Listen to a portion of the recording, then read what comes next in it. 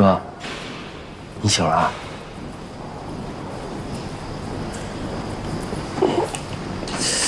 这一大早你盯着我看，是我脸上起什么东西了？没有，我在等你起床呢。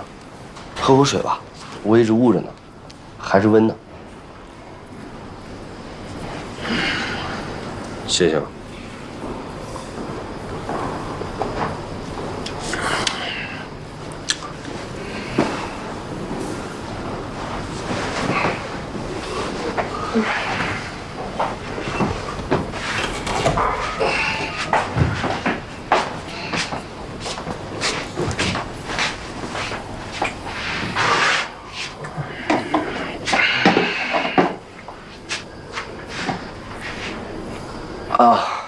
哦，哥，我昨天晚上把你毛巾也洗了。行，这小子脑子没坏，还知道咱这儿该巴结谁。我没进来以前，他们这帮人也这么对你吗？并没有。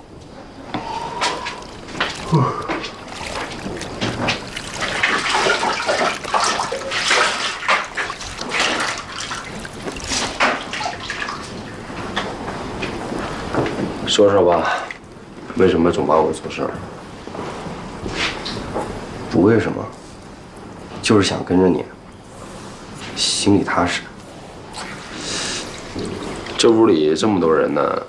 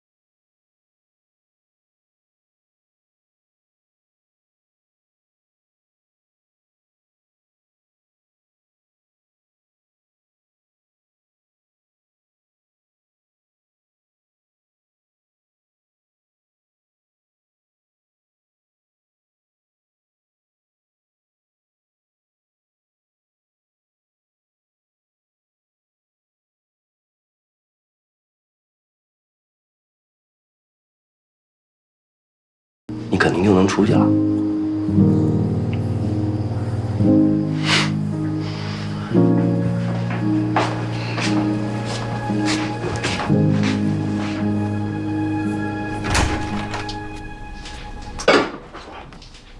老冯，你看新闻了吗？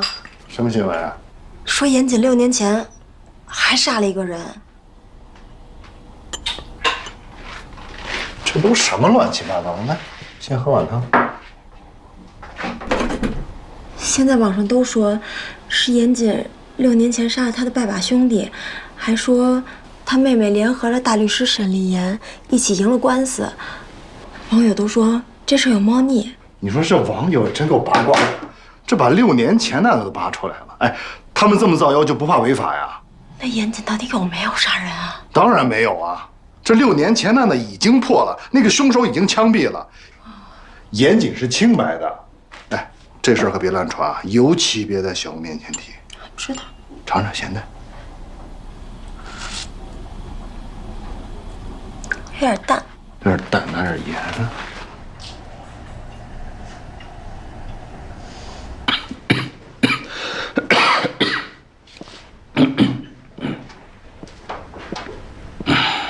什么呢？这简直是胡说八道！就是因为现在的网络暴力一点成本都没有，这帮人才会如此嚣张。哎呦，我说了不让你看，不让你看，你还非得看。你说你这身体还不舒服呢？来来来，把这药喝了啊。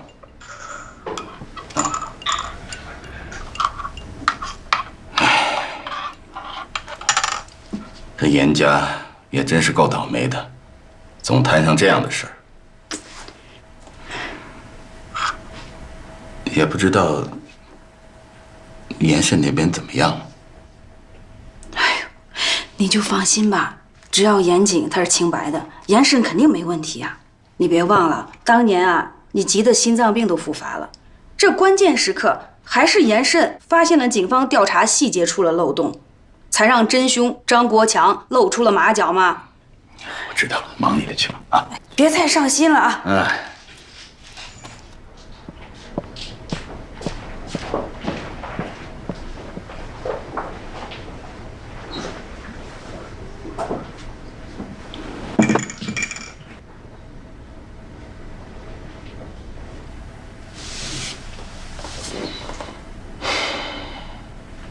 严慎，是我。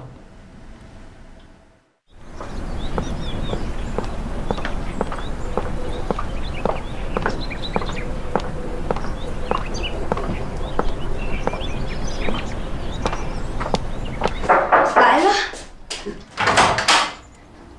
严慎，师母，好想你。哎呦，我也是好久不见了。老沈，严慎来了，来里边请。严慎来了，沈老师，好久不见。快坐吧，别站着。哎，来喝茶。谢谢沈老师。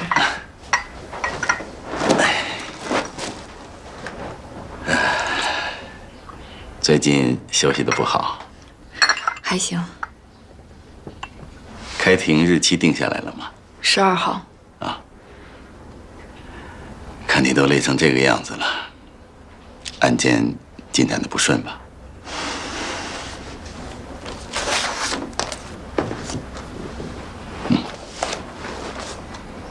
目前警方搜集到的很多证据都对严谨不利，我到现在还没有找到可以翻盘的制胜点。喝茶。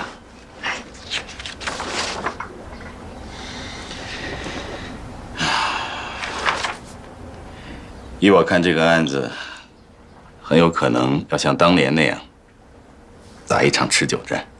你和严谨要做好心理准备啊。我哥因为做卧底，已经在里面吃了很多苦，我不能再让他受委屈。况且，我父母现在身体都不好，就算我哥熬得住，他们也未必熬得住。所以我必须竭尽全力打赢这场官司。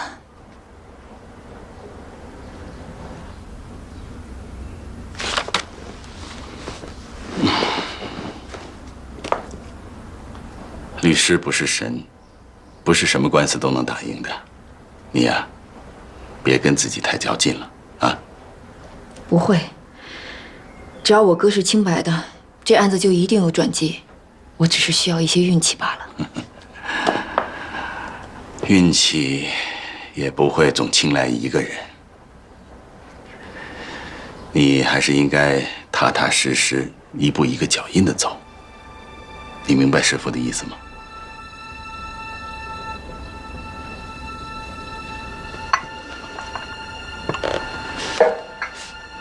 最近网络上事闹得很凶，虽然都是一些谣言，但我觉得你还是有必要去压制一下。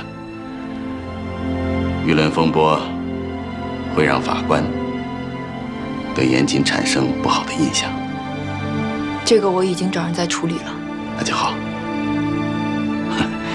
别给自己太大的压力。有什么需要师傅帮忙的，随时来找我啊。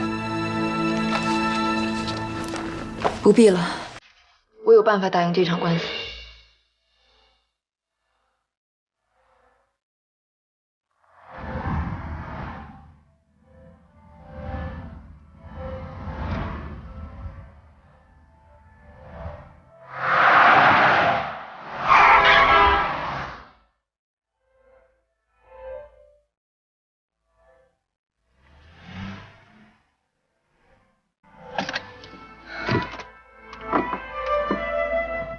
这桩官司，哪怕换做我，也不一定能赢。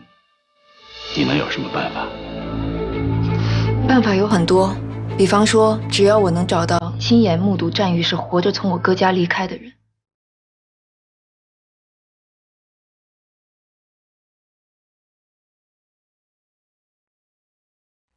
琛啊，你这样做，非但打不赢官司，还有可能把自己给陷进去。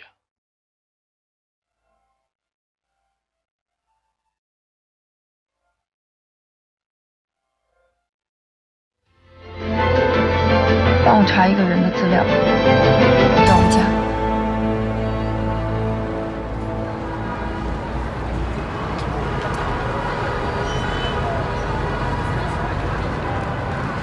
真是多亏你了，王大夫，不然我还不知道要躺多久。陈警官太客气了，主要是您爱人照顾得好。我这不是没办法吗？总让我摊上了，我也不能跟他离婚。陈哥，出院手续都办好了，车就在楼下等着。好，那我们先去忙了。好嘞，王大夫，您忙哈。辛苦了。我来吧。哎，你别打手了。哎，李局特意吩咐的，让你在家休息1个月。我躺了都快长毛了，还歇？刘伟一天抓不着，我就一天睡不了安稳觉。把你嫂子送回家，咱们回队里。直接回队里啊？怎么了？不是，你好歹在家歇2天，你陪陪嫂子和孩子嘛。哎，你们城府之短啊，只有躺在这床上不能动弹的时候，是我跟孩子的人。晚上早点回来吃饭，让周斌送你回来啊。放心吧，最近辛苦了，我要好好歇歇。行了你，走，拿点东西吧。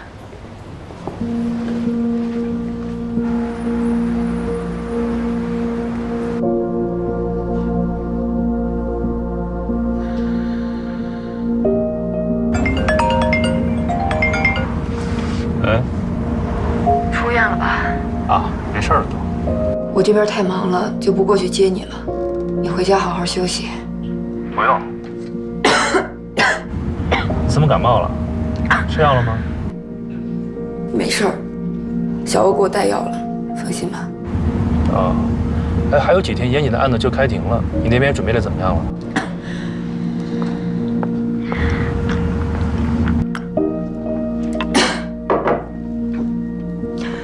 哎，我1句2句也跟你说不清，你就别操心了啊。没别的事儿，我就打电话问候你一句。你一听就是没好利索，别一忙起来就忘了吃药啊。我的身体我自己清楚，管好你自己吧。挂了啊。你那边怎么样了？这个小美人虽然没有交代刘伟的下落，但是她说，毒品配方其实是刘伟从之前一个制毒人手里得来的。这个刘伟原本还想把这个制毒人给干掉，没想到让他给跑了。制毒人，也就是说，小美人跟刘伟跟6年前的1020大案没什么关系，真正的漏网之鱼是这个制毒人。没错。关于这个制毒人，小美人还说了些什么？她说她跟这个制毒人从未谋面，也不知道他叫什么名字。最初他们是在网上认识的，头几笔交易也都是在网上完成。这个人的货很不错，买家很认。刘伟想做一条龙生意，所以才动了杀人偷配方的念头。所以咱们现在除了刘伟，还有一个制毒人要抓。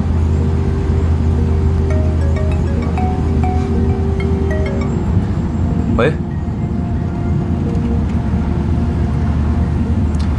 有个疑似刘伟的可疑人员在广西边界的小县城出现了，立刻调取探头资料，确认嫌疑人身份，派人跟进，必须定警啊！广西与越南交界，看来他是想逃到东南亚。要把人在国内抓住，一旦流窜到国外，麻烦事就多了。能在办公室里喝到这么顶级的手冲咖啡，真是种享受。说吧，找我来什么事儿1/3，状况是越来越糟糕了。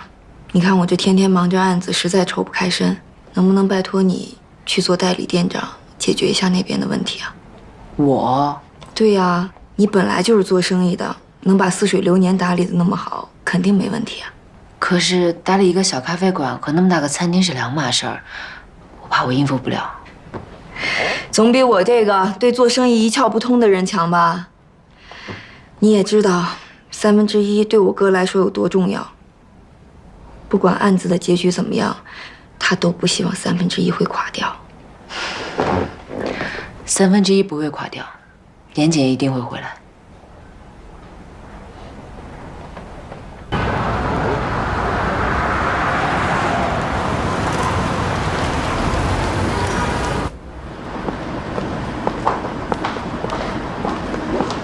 严小姐好。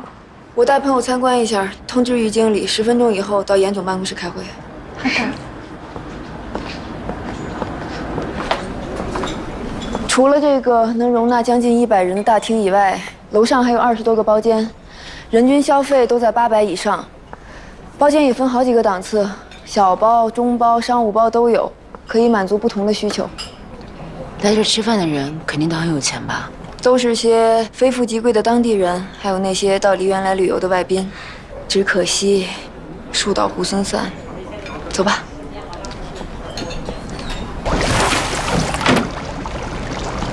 这边就是咱们的水产区。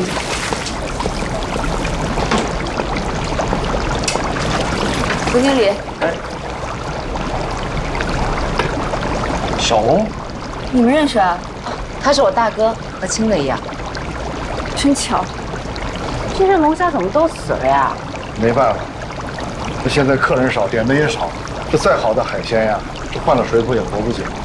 严谨一贯对食材要求很严格，这连一只死虾也不让炒锅，所以没办法，就得这样弄。畅儿，扔了吧。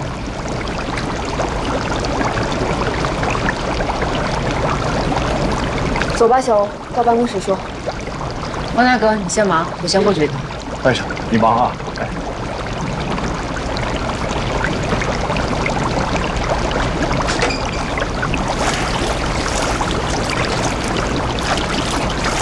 让季小姐做代理店长，有问题吗？小欧是我和严总的朋友，又有多年经营咖啡馆的经验，我相信他可以帮1/3渡过难关。可是什么？有话就说。我说句不太礼貌的话，季小姐您千万别介意。现在网上传的是风言风语的，大家都知道严总的案子多少都跟季小姐有关。季小姐这个时候来店里，大家肯定会有抵触情绪。现在我们最迫切的就是恢复名誉。如果有客人在店里看到季小姐的话，会不会又有新的麻烦？你的意思是我哥真的为了季小欧杀人了？不，我只是想提醒一下严姐。于经理的话不是没有道理，做代理店长总归是要抛头露面的。特殊时期，我还是低调一点。不如我先谈谈我的想法，如果你们觉得可以，那就请于经理带领大家试试看。那季小姐有何高见啊？想要在短时间内增加盈利，弥补亏损，我觉得可以把1/3从高档的海鲜餐厅变成接地气。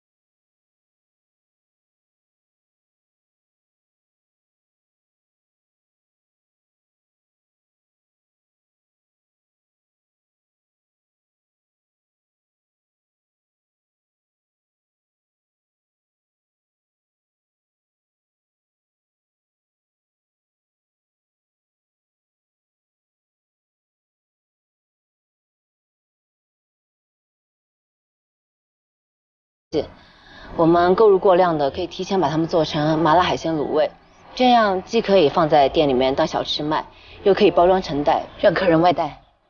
立刻让各部门经理集合开会，我要隆重推出我们这位代理店长。于经理说的话还是有道理的，我还是别冲在前面，一切由于经理去办，我就在幕后做做军师，实在需要我的时候，我再过来帮忙。好，听你的。这是严谨办公室的钥匙，你拿着。这个不太好吧？于经理他们在前线打仗，你总得有个后方指挥中心吧？严姐说的对，如果有任何情况的话，我就来这儿跟您一块儿商量。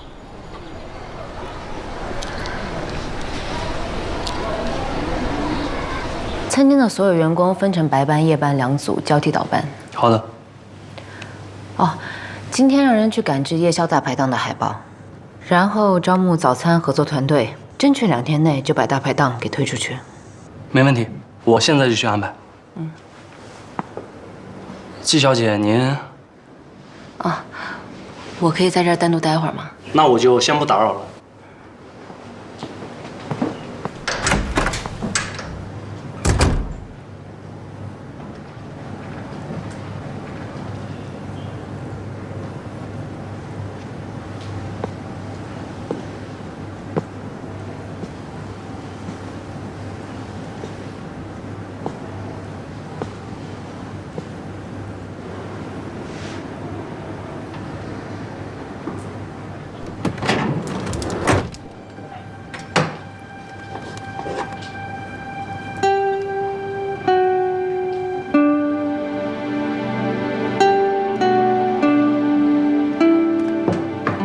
如果我说我是缉毒英雄，你信不信？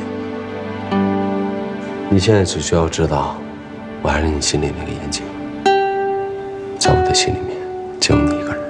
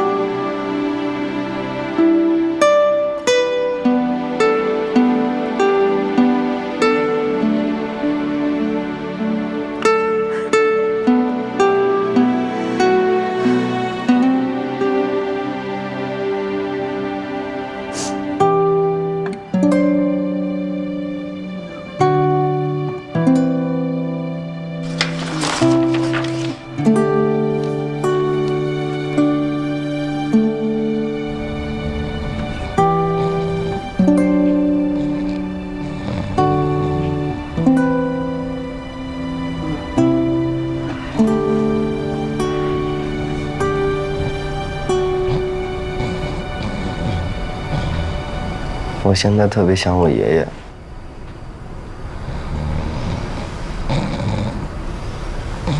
不知道他现在过得怎么样，一日三餐能不能按时吃上？放心吧，政府一定会照顾好你爷爷。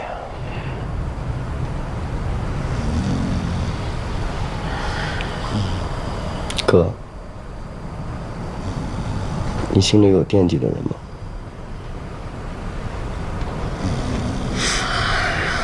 当然有啊，我想我们家老爷子、老太太、我妹，还有一个我这辈子都忘不了的姑娘。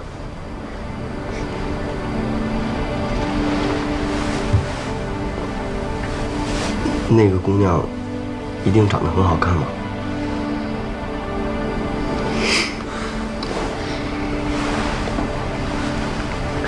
你出去以后会娶她吗？你个小屁孩儿，哪来那么多问题？睡觉。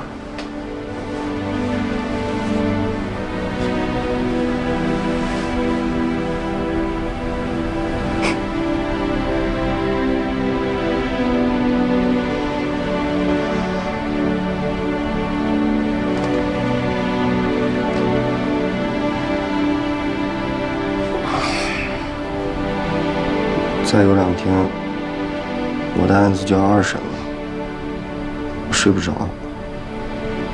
律师怎么跟你说的？他说，已经尽力了。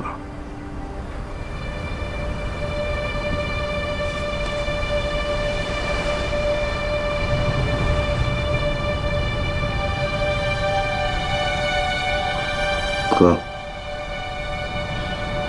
你觉得我的人生还有希望吗？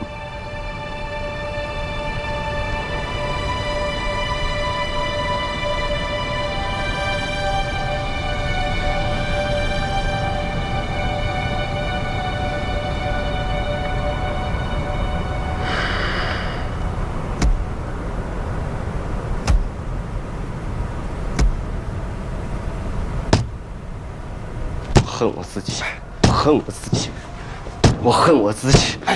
为什么要杀他？马丽，我为什么要杀他？我就是个傻子。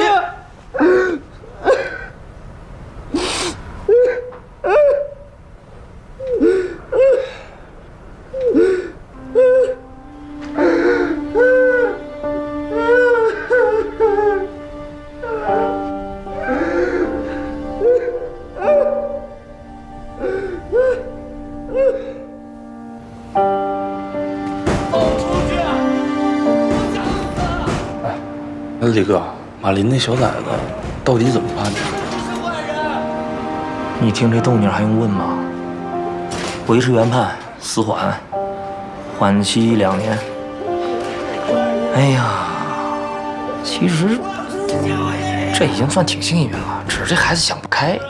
不是，那孩子不就是孩子吗？那他小啊。王管教，王管教。王管教，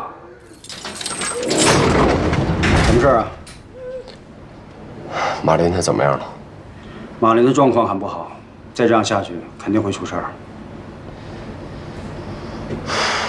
我能不能申请安抚他一下？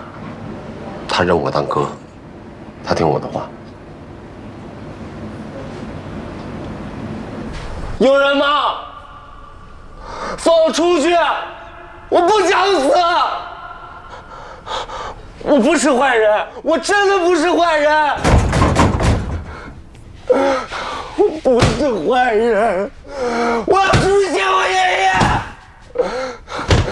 放我出去！我不是坏人，我不想死！马丽，你哥来看见了。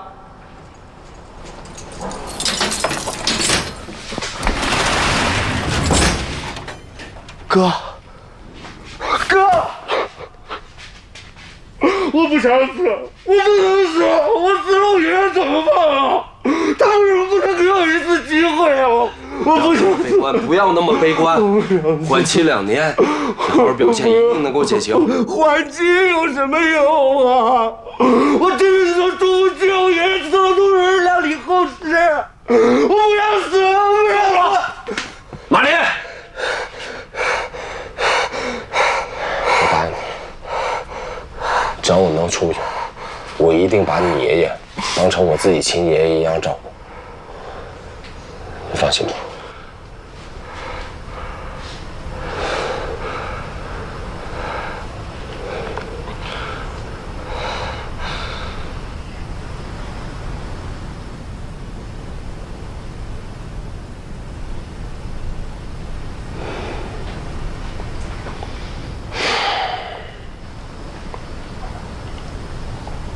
哥，你知道吗？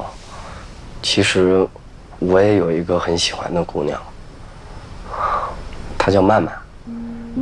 出事之前，我约她一起看过电影，但是那天我忘记给她买花了，答应回头补给她。现在也没机会了。放心吧，只要我能出去，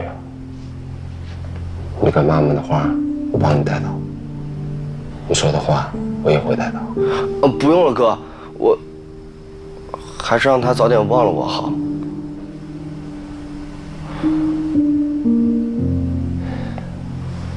哎，哥，还有一件事想麻烦你，不知道该不该说。啰嗦，说。别跟我爷爷说我被判刑了，就跟他说我出国打工赚钱了。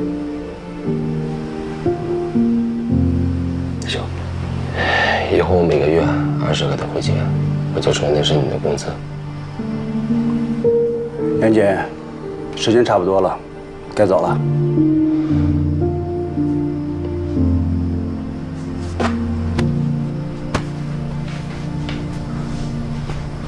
哥，这件羊毛衫还给你了，谢谢啊。你就穿着它，你穿着比我穿好看。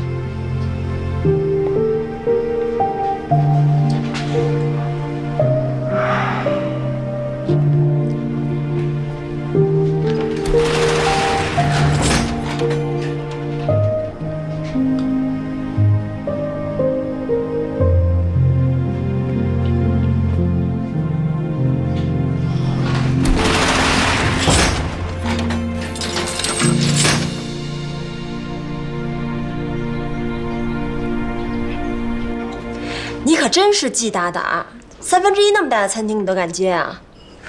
我不管谁管呀，严胜天天为了严谨的案子忙得觉都没法睡，我必须支持他。不过1/3海鲜大排档，听着倒是不错。需要我帮忙吗？当然需要，赶紧在你万能的朋友圈帮我宣传一下，让你亲朋好友去那儿宵夜，打5折。没问题。不过你就打算穿这身去吗？怎么了？我说你什么好啊？不是所有人都能透过现象看本质的，人靠衣装马靠鞍，你懂不懂啊？那种大门面，你不穿的体面一点，他们肯定不会分得管。我不靠那些，我这样挺好的。挺好什么挺好？我要是不帮你打扮，你就成没人管的灰姑娘了。正好最近我在唯品会收藏了几个牌子，都有折扣，我帮你选一套。不必了吧？少废话，下单了啊！要把钱转给我。我告诉你，这事你必须得听我的，不能让他们那些人瞧不起自己。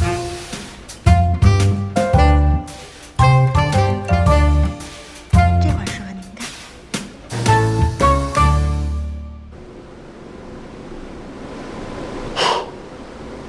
一看你就没有好好睡觉，粉底都盖不住你的黑眼圈。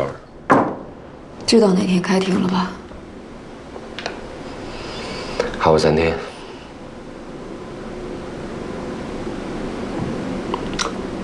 看你的样子，这个案子难住你了。这些日子，我拖遍了所有的关系，查阅了所有我能看得到的案卷，在那些案卷里，警方提供了足够证明你犯下杀人重罪的证据。他们的证据看似完美，但根本就经不起推敲。单凭那枚打火机能出现在尸体的口袋里，那就是一个笑话。你的反驳我都看到了，但那只是你自己的论述，只代表了一种可能性，并没有其他证据可以支持你说的是唯一的事实。如果没有证据能够证明我没有杀人，那人就是我杀的了吗？啊，这明显是个悖论啊！事实上，警方提供的证据虽然不够完美，但杀人动机、人证物证全都有，已经足够法院做出有罪判决了。我们还有没有胜算？当然有，我不是说了，警方的证据并不完美，他们到现在都没有找到作案工具和分尸现场，这是我们做无罪辩护最好的突破点。但至于效果如何，只能看法庭如何采信了。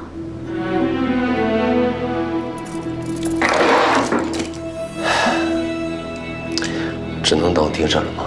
除非真凶能在3天之内出现，但这显然是不可能的。我是被冤枉的，赵廷和吴一他们凭什么啊？抓不到刘伟就要判老子死刑？我不会满足他们，我要上诉。哥，我相信你没有杀战宇，你也要相信我。不管那个刘伟能否在短期内被捕，我都不会让你出事的。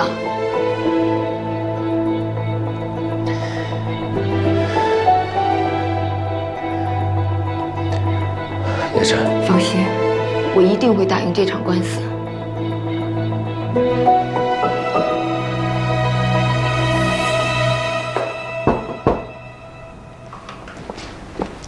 严律，有您的快递。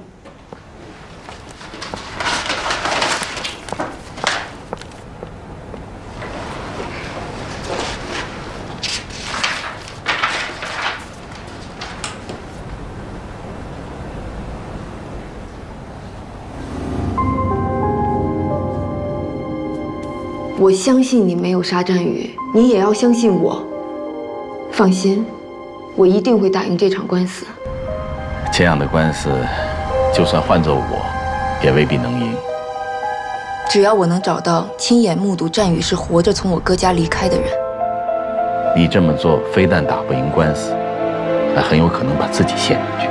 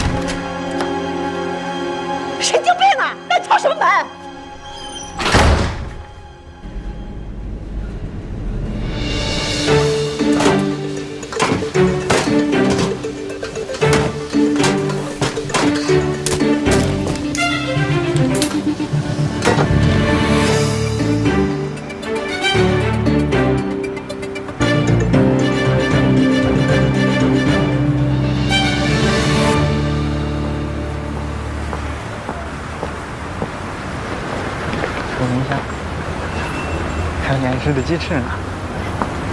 先生小姐，我们店新推出的这个海鲜烧烤大排档，二位要不要试试呀？哎，这家店听说不错啊，要不要尝一尝？哎，1/3是那个杀人犯开的黑店，别去了，走吧。哦。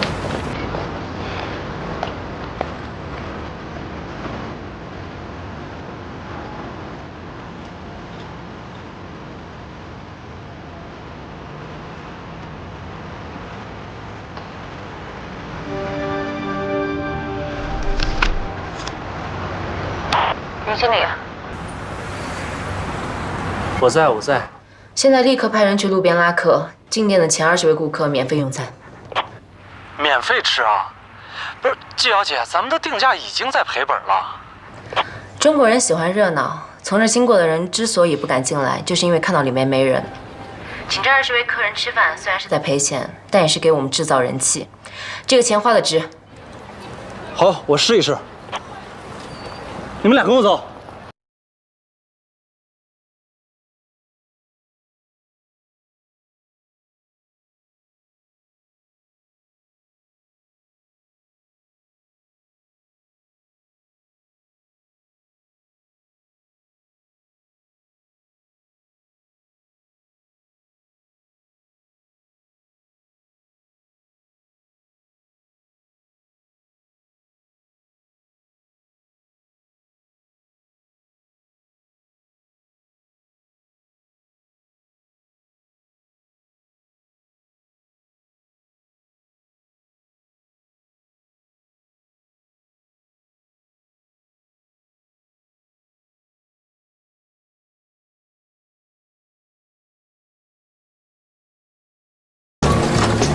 哎，陈老板，有日子没见您了啊！前段时间出差啊，刚回来。你这改大排档了？这是今天刚新推出的宵夜大排档，您来都来了，那就里面请吧。想吃吗？看起来挺丰盛的。陈老板是常客了，今天晚上给您打8折，给陈老板找个好位置。好的。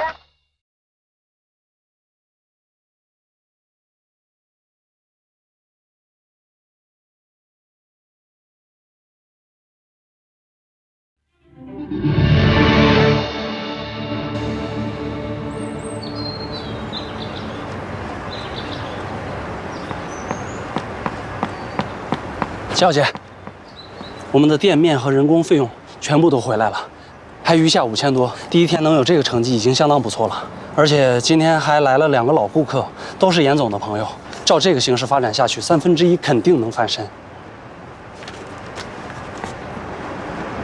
那接下来的事情就交给于经理您了。从今天开始，我就不再过来了。可是，严姐都让我听您的安排啊。这严谨的案子马上要开庭了，我还是少在这里出现，以免不必要的麻烦。如果店里有什么情况，咱们随时联系。好的，回见。季小姐，谢谢您，严总一定能平安回来的。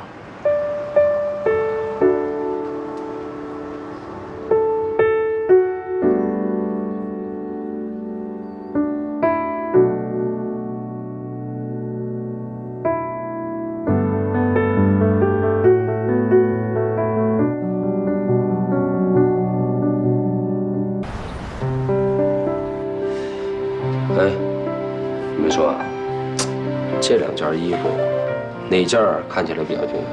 杨哥，这2件衣服太素了，我觉得来一个碎花的。快拉倒吧，还碎花的，什么审美？有什么花纹？我觉得这一件好看，这个好看，觉得这行。咱严哥的衣服都是名牌，你知道吗？那再说了，严哥长这么帅，穿哪件都好看，对吧？是。哎，严哥，没准开庭了，您就一点都不紧张？紧张什么？没做亏心事儿，我怕什么鬼敲门？对，这头发有点长，好久没理发。哎，王管家，什么事儿啊？我明儿要出庭了，我能申请理个发吗？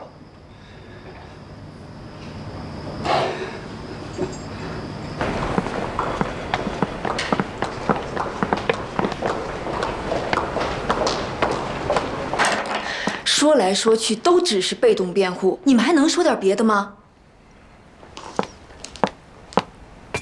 姐，我们都知道你特别着急，但是明天就要开庭了，你现在需要的是休息。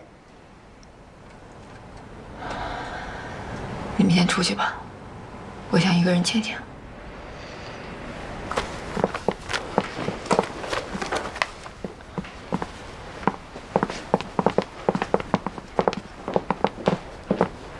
严胜，小欧，你怎么跑过来了？明天就要开庭了，给你打电话有没有接？只想过来看看，吃点东西吧。你别麻烦了，我没胃口。你这几天茶饭不思，休息也不好，明天上庭了，不怕严检看到心疼啊？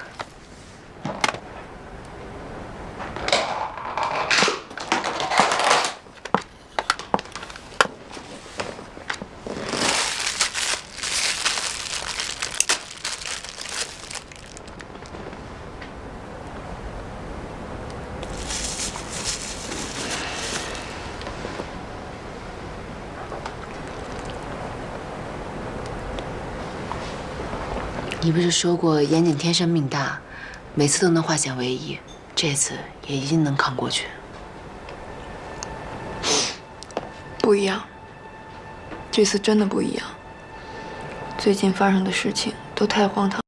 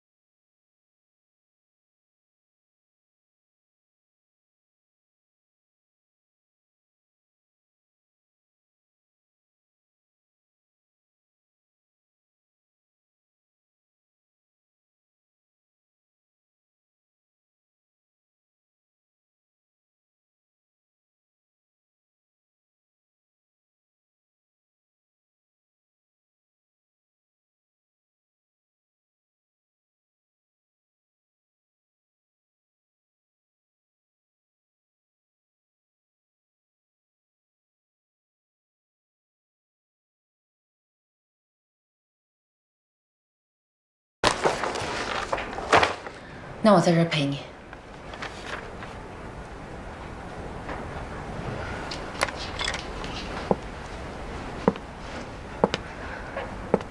先把这碗粥喝了。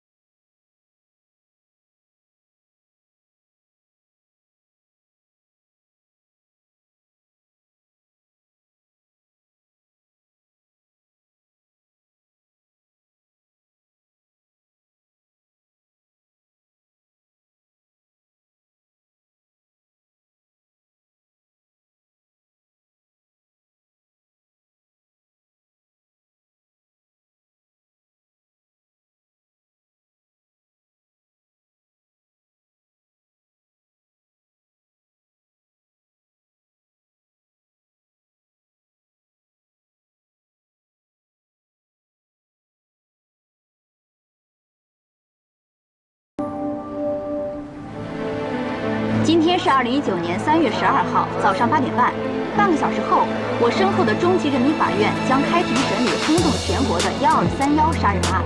本案的被告是本市著名企业家严谨，一个曾经的武警特战队员，昔日的优秀缉毒警察。而本案的受害者是一名风华正茂的在校大学生。严律师的车来了，车来了。严律师，这位是你现在这种关系有信心吗？严律师，为自己的新生工作做辩护，请问和以往其实有什么不同？请回答一下吧。严律师，请回答我的问题。之前我们不会回答任何问题的。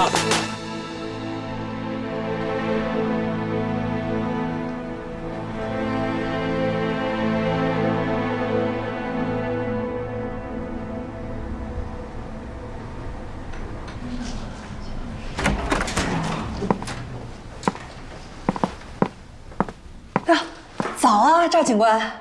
啊，你好。哎，你也是证人呀？嗯。哎，你那边什么情况呀？那个红颜祸水是不是今天也会出庭作证啊？哎，证人之间不许交谈。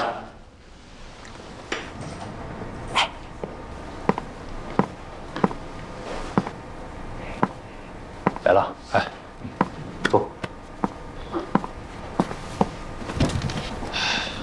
这还有5分钟开庭，证人季晓怎么还不来？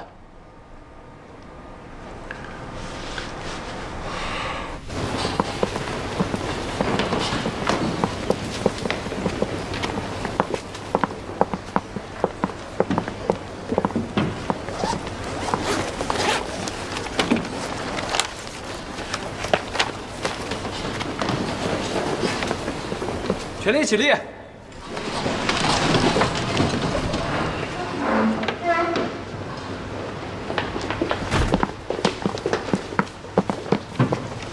全力请坐。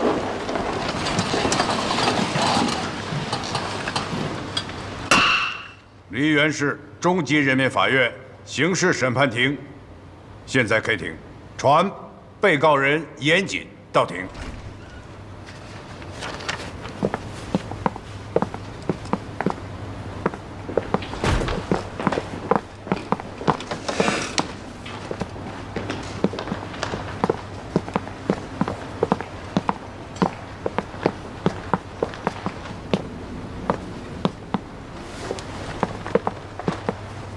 首先进行法庭调查，先由公诉人宣读起诉书。梨园市人民检察院起诉书，离检刑诉2019第54号。经依法审查查明，2018年12月31日21时许，被害人战宇前往梨园市明湖公馆5号楼8002号被告人严谨家中，两人发生激烈争执，被害人战宇中毒后，被告人严谨捂住口鼻，并最终导致死亡。而后，被告人严谨设法避开小区监控，用垃圾桶将被害人运出了明湖公馆，用事先准备好的车辆将被害人战宇运到郊区，于2019年1月1日晚11时左右进行分尸，随后进行了分散抛尸。被告人严谨非法剥夺他人生命，其行为触犯了《中华人民共和国刑法》第232条之规定，涉嫌故意杀人罪。犯罪事实清楚，证据确实充分，应当以故意杀人罪追究刑事责任。梨园市人民检察院检察员王勇、刘颖、毛伟良。被告人严谨，你对公诉人宣读的起诉书是否有异议？有哪些异议？案发当晚，我确实与被害人有过肢体冲突，但我没有杀害他。我亲眼看到他从我家离开。也就是说，你否认杀害了战宇？是的。你杀了我儿子，你还不承认？曾经让我不过，我儿子才22岁，我为什么？为什么？肃静！你怎么下描述？肃静！请被告人坐下。下面由公诉人向被告人进行讯问。庭审时，公诉人提问会要求你只回答是或者不是，即便有些问题过于片面刻薄，你也不能做过多解释，因为过多的解释在审判长看来是狡辩和逃避问题。如果公诉人一再的给我挖坑，我总不能两眼一抹黑往里跳吧？案子已经到了庭审阶段，你要充分相信自己的律师，相信我有能力扭转所有不利于你的局面。被告人严谨，接下来我会向你核实一些问题，你只需要简单的回答是或者不是，不需要做额外的解释，明白了吗？明白。那我们开始。第一个问题，你跟似水流年咖啡店老板纪晓欧是什么关系？朋友。你有追求过他吗？有。你们是正式的男女朋友关系吗？不是。你认为死者跟纪晓欧是什么关系？姐弟关系。那你是不是警告过死者，让他远离纪晓欧，甚至用侮辱性的话语提醒死者，纪晓欧绝对不可能喜欢他？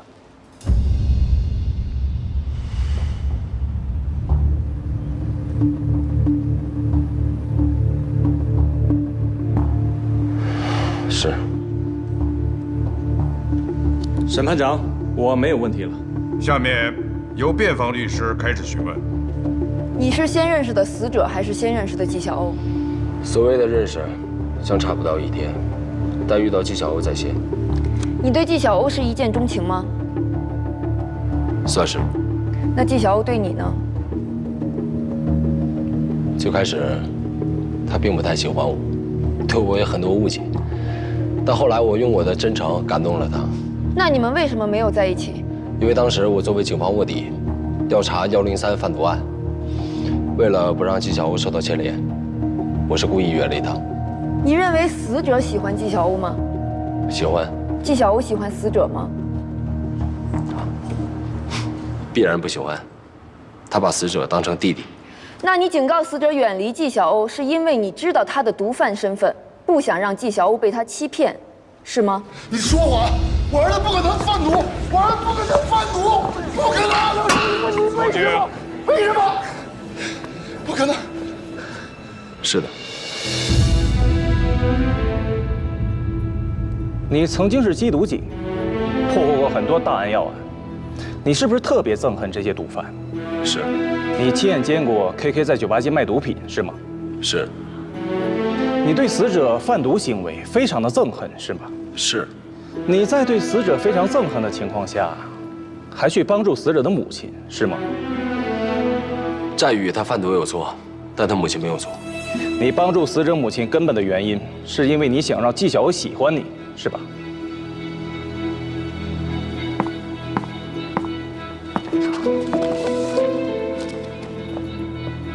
这是被告人严谨在卧底身份未被证实之前，接受警方审讯的证词，上面清楚地写着，他是为了追求纪晓鸥，才去死者家中送电视机，以及帮助死者母亲的。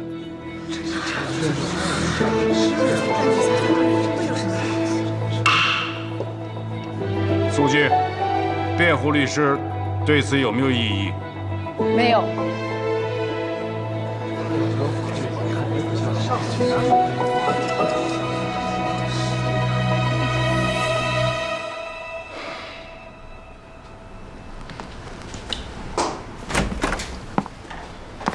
你们现在联系证人纪晓鸥，他的电话现在无人接听。他应该是有什么事儿，肯定会来的。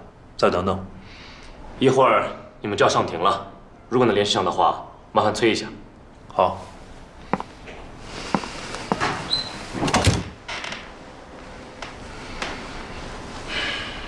对不起，您拨打的用户暂时无法接通。没人接了吗？纪晓鸥不会出什么事儿了吧？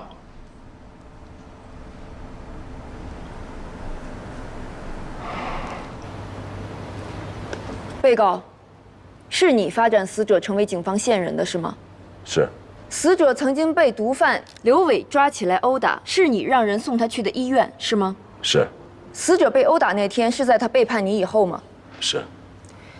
如果你没有帮助死者，死者有没有可能在当时就存在生命危险？有可能，因为他当时已经被打得内出血，外伤也很严重。如果没能及时送医的话，他很可能会死。这是死者被殴打当天在医院做的医检报告。这份报告可以证明，死者当时受伤严重，的确存在生命危险。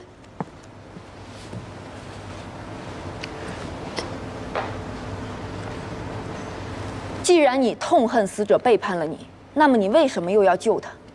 在宇需要接受的是法律的制裁，在法律没有制裁他以前，我作为警方的卧底，有责任也有义务解救的。死者曾经出卖过你，导致你的发小好兄弟程瑞敏重伤昏迷，你也因此在某西餐厅殴打过死者，并恐吓绝对不会放过他，是吗？是。但我并不是真的要杀他，那就是一个气话。请播放一下录像。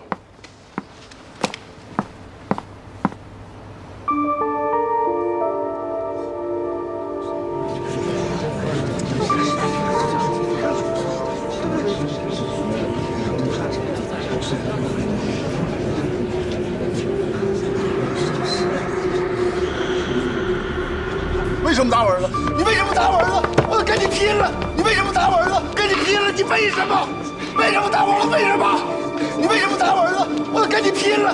为什么打我了？为什么？苏记，如果死者家属不能控制自己的情绪，法警将把你带离法庭。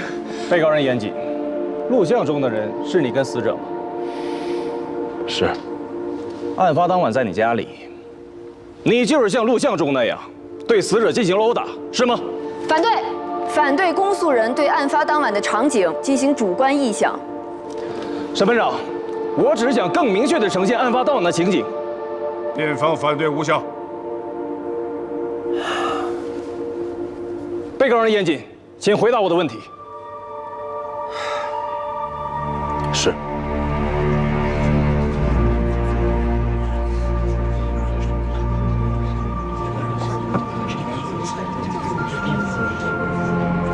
跨年夜当晚，死者是活着离开你家的吗？是。你的打火机是死者临走前拿走的，是吗？是。对于意义重大的打火机，你为什么要让死者拿走？我当时慎贩毒眼，战宇为了阻止我吸毒，拿走了打火机，而我的毒瘾突然加重，根本没有力气再和战宇争夺。为了不再伤害战宇，就把他轰出了我家。再加上还有2天就要交易了，我把我所有的精力都放在如何破案上，就没有为了拿回打火机再去找。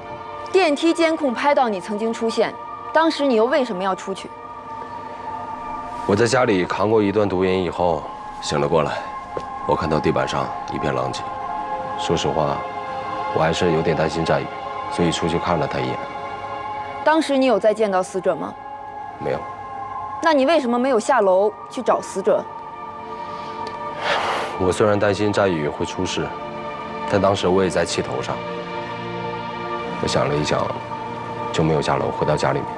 你说死者当晚离开了你的家，但监控却没有拍到，对此你有什么想法？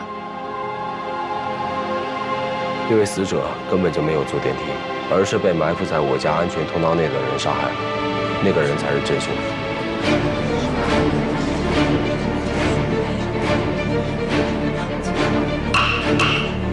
肃静。我猜测，那个真凶本来是要杀我的，战宇的突然出现，破坏了他的整个计划，才不幸遇难。至于死者为什么会出现在我家的安全通道，又是如何被杀并运出小区的，我也想不通。请说出你的怀疑对象。刘伟。最后一个问题，你是什么时候得知被害人战宇遇难的？1月10号，从刑侦支队副支队长赵廷辉那得知的。审判长，我的问题完了。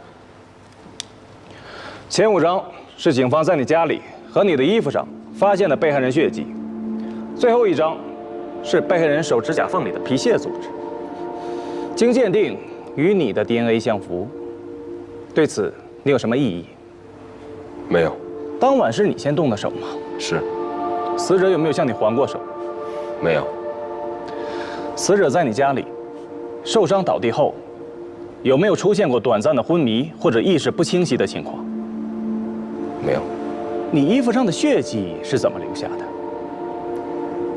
战宇受伤以后，曾过来抱着我，阻止我吸毒，血就是那个时候蹭上。你确定是这样吗？这些血迹，难道不是你背着死者离开你家的时候，蹭到你衣服上的？反对，反对公诉人进行没有证据的猜测。反对有效，被告人可以不做回答。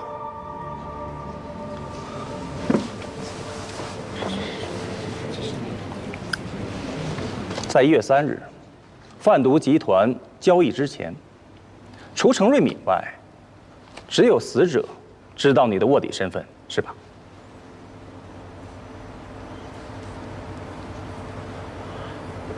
是。死者当晚的出现，你有没有担心过他会再一次搞砸你的卧底行动？有。那你有提醒过他吗？没有。你没有警告死者，是不是因为当时你已经杀掉了他？我都跟你说了，我没有杀他。死者离开后，你都做了什么？我在家里面撑过毒瘾，我就睡了。有谁可以替你证明？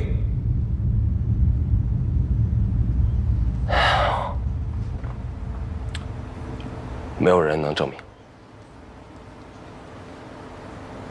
你对你小区的监控盲区是否清楚？清楚。好，我再问最后一个问题：武警特战队格斗训练第一课就是解剖学，你们要对人体非常的熟悉，方能准确无误地给对方以相应的打击。你作为退役武警特战队员，是否有能力对尸体进行肢解？反对，反对公诉人进行诱导性提问。反对无效，请被告人如实回答。是。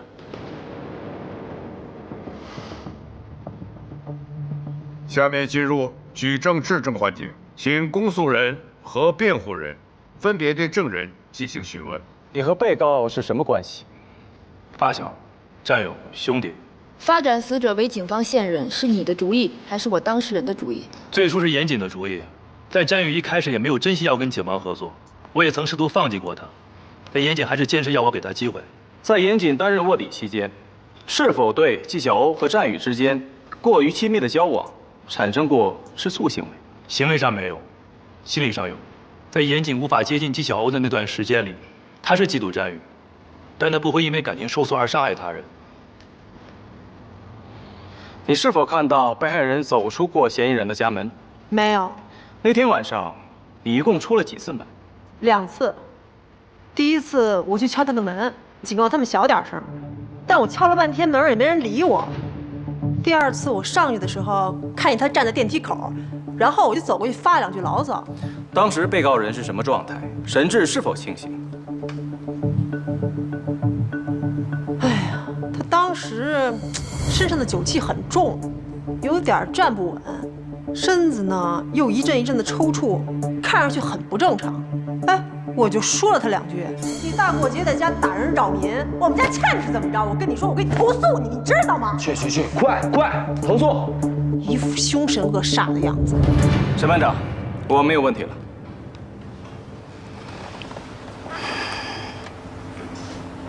审判长，我也没有问题。当天你是否听清楚被告人严谨说过要杀掉被害人？听清楚了。他怎么说的？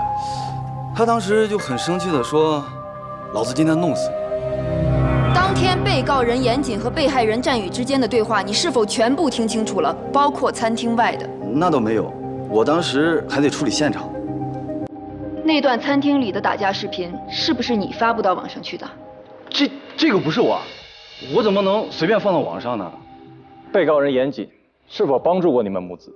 出于什么原因？他确实帮过我们。当初我还特别感谢他和纪晓欧。现在我才知道，他这么做就是为了讨好纪晓欧，把他追到手。那一次做手术的医药费，战宇是怎么跟你解释的？他是跟朋友借的。严谨来过你家几次？2次。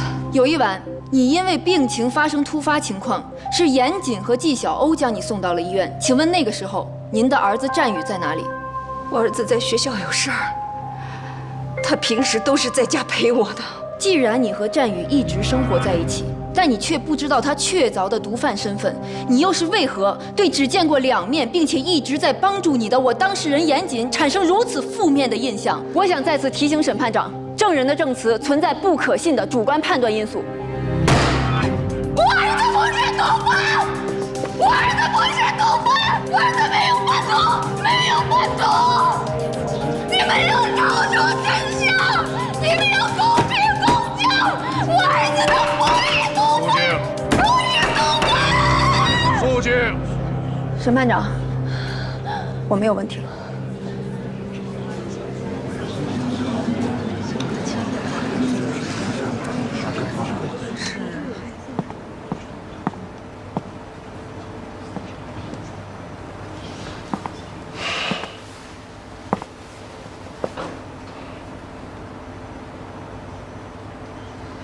请问赵警官，你和纪晓欧是什么关系？反对，此问题与本案无关。审判长，我的问题很重要。辩护人继续。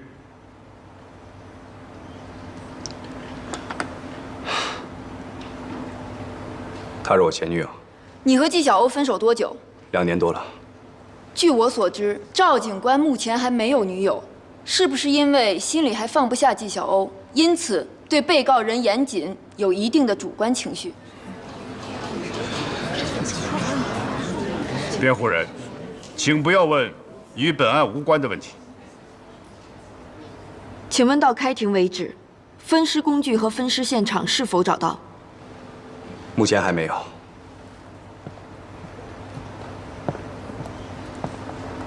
请出示照片。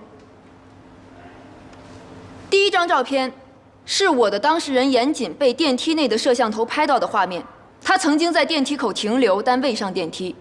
第2张照片是凶手推着装有战宇尸体的垃圾箱走出小区的画面。请问赵警官，我说的对吗？没错。经过警方调查，真正杀害战宇的凶手是不是这个穿清洁工衣服的人？是。警方判断严谨就是这个清洁工，是通过他们的体貌特征吗？是的。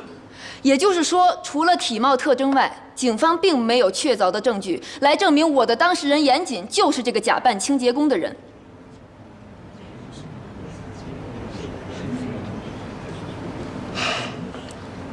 是的。谢谢，审判长，我暂时没有问题了。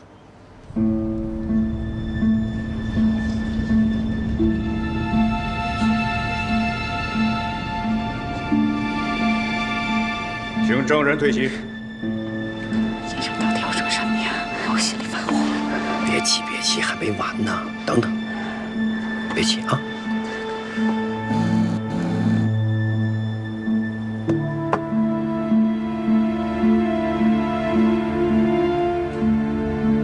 辩护人，证人纪晓欧还没有到庭，他是否还会出庭作证？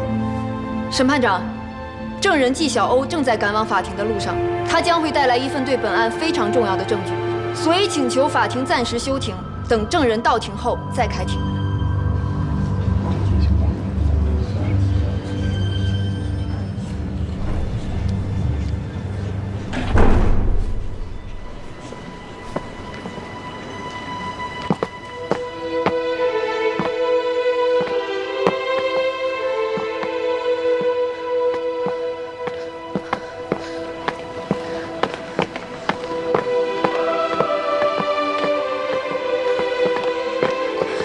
交给辩护律师。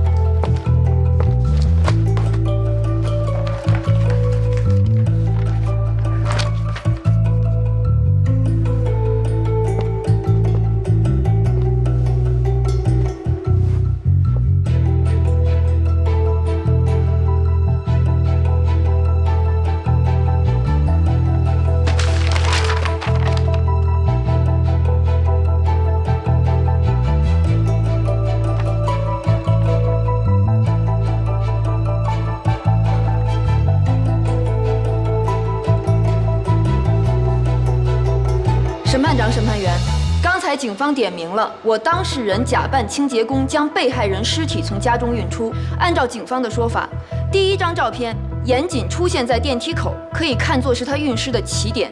时间显示为去年12月31日22点25分，到达第二张照片所在地的时间为22点40分，期间的时差是15分钟。也就是说，在这15分钟内，我的当事人需要从居住的8楼下到地库，沿着地库盲区的路线走，然后再来到清洁工出现的位置。对此，我们有很大的疑问。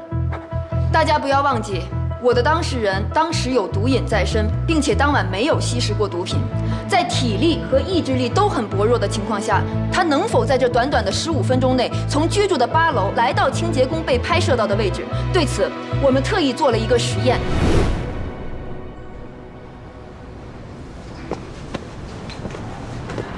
准备好了吗？3、2、1，开始。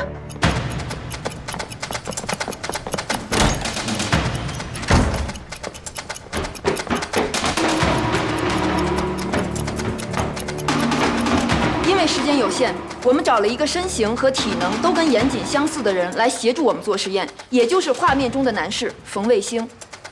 冯卫星背着战宇同等体重的沙袋，从8楼走到负1层，总共需要4分13秒。到达地库后，冯卫星将沙袋装进垃圾桶，换上清洁工的衣服和鞋子，需要3分20秒。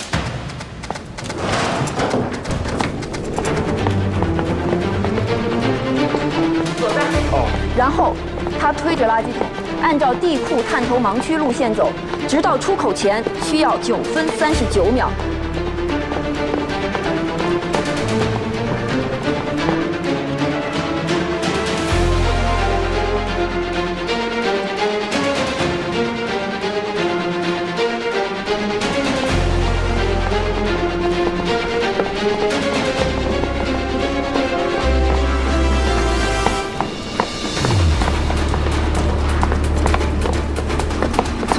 出口，再走到清洁工被拍摄到的路灯位置，又花费了60秒。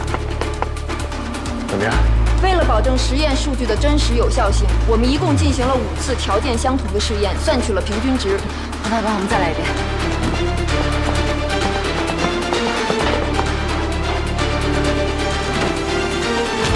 最后，所有时间数据相加得出的结果为18分02秒。比警方给出的时间慢了将近3分钟。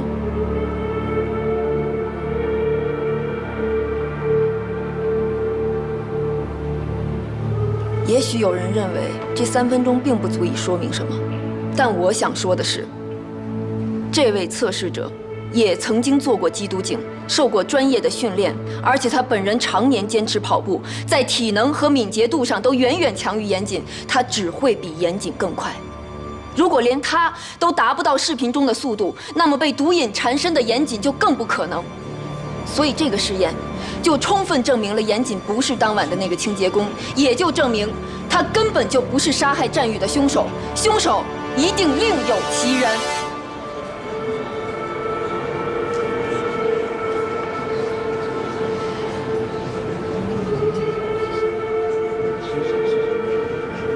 审判长，新证据提交完毕。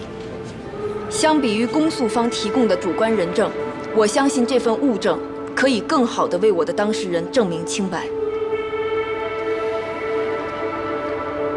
证人纪晓鸥已经到庭，公诉人、辩护人，你们对证人有什么问题要问？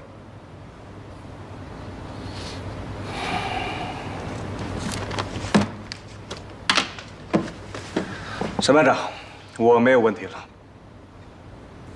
证人纪晓鸥，请问你和死者战宇是什么关系？他是我咖啡馆的员工，我们一直情同姐弟。那请问，你和被害人战宇以及我的当事人严谨之间是否存在三角关系？从不存在。严谨和战宇从来就不是情敌关系。在我和战宇最后一次见面中，他曾亲口告诉我，严谨是好人，让我不要误会他，而他也会做一个让我觉得骄傲的弟弟。在我的理解里，战宇已经做好了要与严谨配合，甚至自首的准备。至于我和严谨，我们从来都没有正式的确立过恋爱关系，但是我从始至终爱的人都是他。只有我知道，在这个过程中，他吃了多少苦，受了多少委屈，他曾经是多么努力的想要救战宇。我相信他是清白的，也相信法律一定会给予他最公平公正的判决。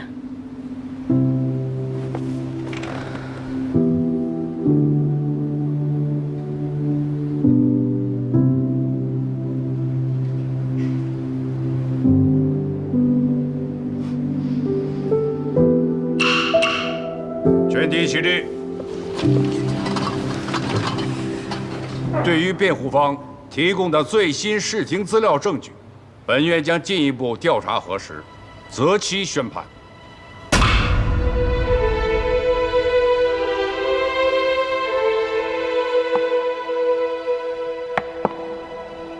根据辩护方提供的视听资料证据，本院找到了一名现役武警特种兵，进行了反复多次的试验，结论一致，本院予以采纳。现判决如下：被告人严谨谋杀分尸战宇一案，证据不足，事实不清，不构成犯罪，判处被告人严谨无罪，应立即释放，恢复人身自由。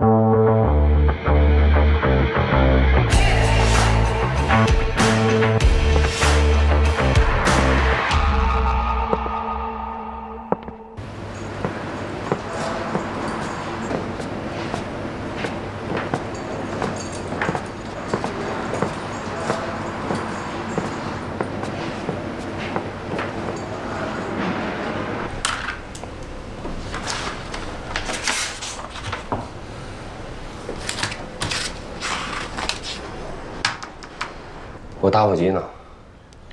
等战宇的案子结了再给你。这个破地方，老子算待够了，以后再也不来了。那可真说不好，不定什么时候发现新的证据，咱俩又得在审讯室见面了。配合警方破案是每个公民的义务。如果你有什么需要帮忙的，尽管叫我。不过，这应该是赵警官第一回抓错人吧？我也能够理解，人在高压之下很容易犯错。我很荣幸成为您的第一回。看来你后面的压力就要大了，全国人民都等着你抓到真凶呢。这是我分内的事儿，也就不劳你操心了。但有件事我得提醒你啊，案子结之前，你是不能擅自离境的。我明白。回头我跟小欧的蜜月旅行就定在新疆的喀纳斯。我听说那儿的景色不比欧洲差呀。手续办完了，赶紧走吧。好。那咱们俩再也别见。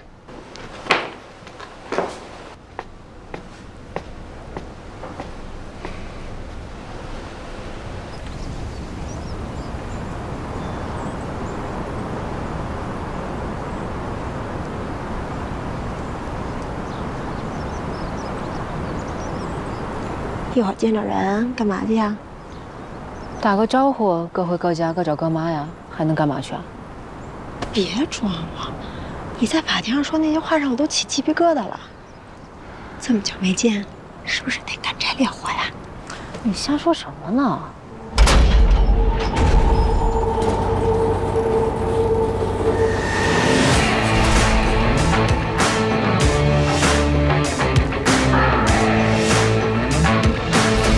我就知道你们所有人都在。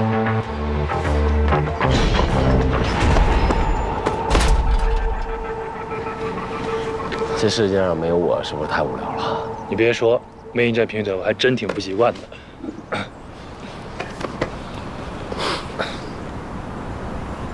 怎么回事？怎么许你们在法庭上公然表白，不许我们秀恩爱？可以啊，老冯，看不出来。哎，行，别拿我开涮。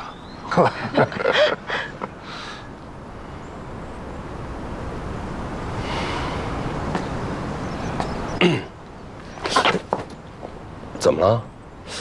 那天我就在法庭上看你一瘸一拐的，发生什么事儿了？没事儿。什么没事儿啊？他为了你做实验拍录像，摔了特别惨的一跤，爬起来就跑，这都是为你啊，妍姐。冯大哥夸张了，就一点小伤。这怎么能是小伤呢？妍姐，你看我们家小欧都被你伤成什么样了？今天当着大家伙的面儿，你得表个态吧。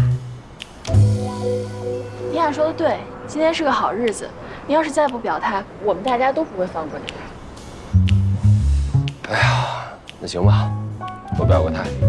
难得今儿人比较齐啊，我请大伙到1/3吃一顿好的，都得去，不可以请假，谁不去我会难过的。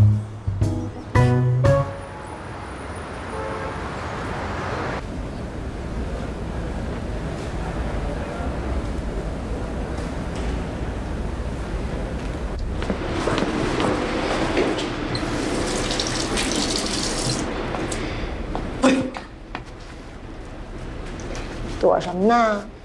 我哪儿躲了？我是真的要上厕所。刚才餐厅员工欢迎严谨的时候，大家都在那儿喊喝喜酒，喝喜酒，把你喊得脸都红了。怎么样？心里是不是特高兴？你有完没完？没完。看看你这脸色，好不容易见到严谨，你也不知道打扮打扮。最近为了这个案子，成天提心吊胆，连大气儿都不敢喘，哪有时间捯饬自己啊？抹口红气色能好一点。我有预感啊，今天晚上严谨没准会有什么动作。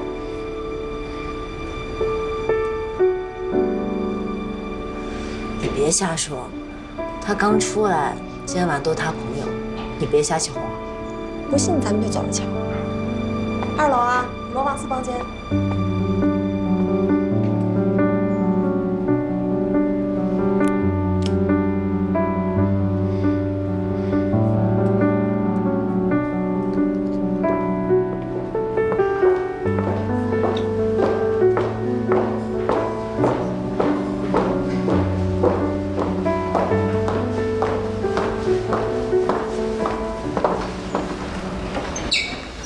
白晓，坐。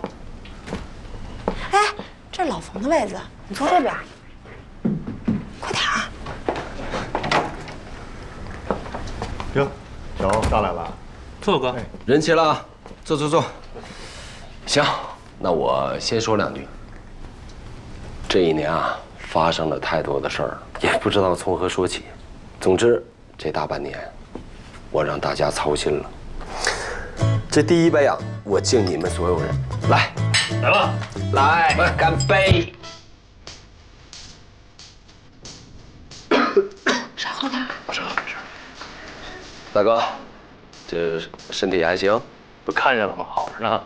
你这个当兄弟的，他出那么大事儿，你都没看看他。有什么事儿啊？严谨当时忙着呢，来不了。好在案子破了，你也醒过来，嫂子又把你照顾得这么好。嫂子听我了啊，这一杯酒我敬你们2口子。来，我的亲妹妹。大度，甭跟我矫情。好，闹过了啊。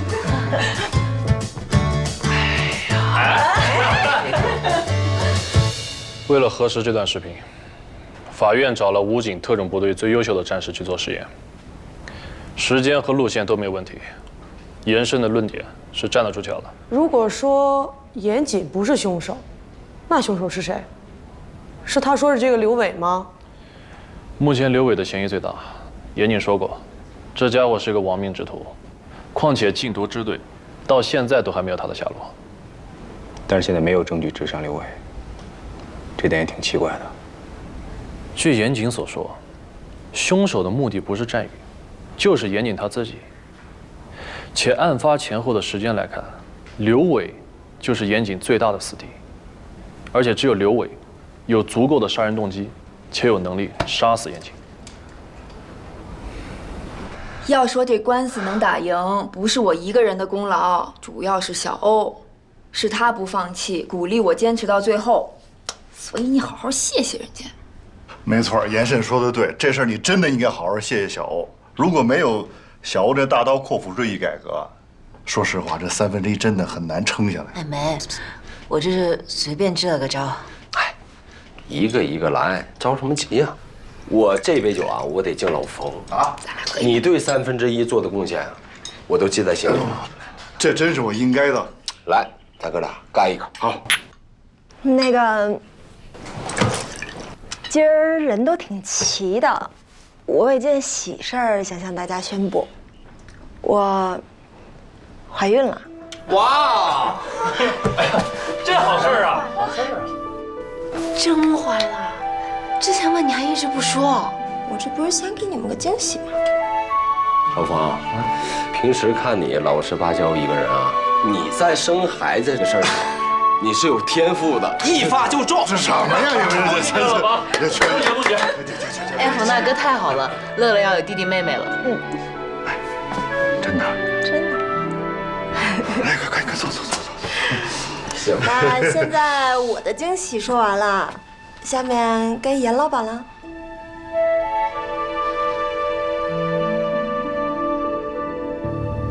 现在刘伟确实是可以作为这个案件的首要嫌疑人了，但是我们不能再犯之前那种想当然的错误了。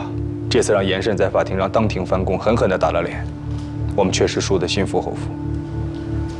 范彻，你再去调查一下严谨的周围，看一下他的社会关系里还有没有其他的仇人。另外，案发现场要重新勘查，证据要重新搜集，看看有没有什么跟刘伟有关的蛛丝马迹。至于刘伟那边，我会去跟程副支队长联系的，看看需不需要我们增援。哎，头儿，那个叫小美人的女毒枭，我记得严谨说过，她是刘伟的心上人吧？没错。你说我们要不要找她聊聊？也许会有什么新的突破口。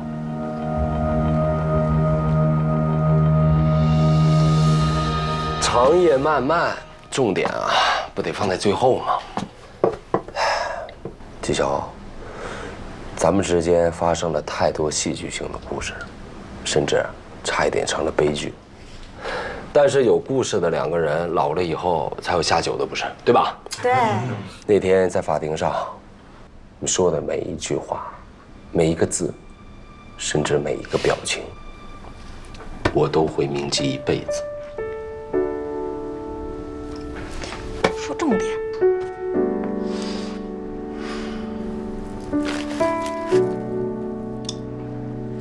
小欧，今夜的你格外美丽，就好像这玫瑰花一样，艳丽、出众。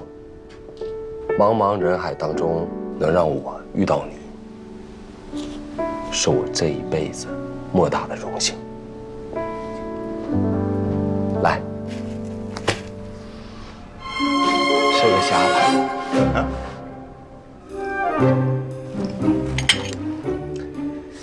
哎，你们也别干瞪眼儿啊！来吃啊，这虾好，来吃，来，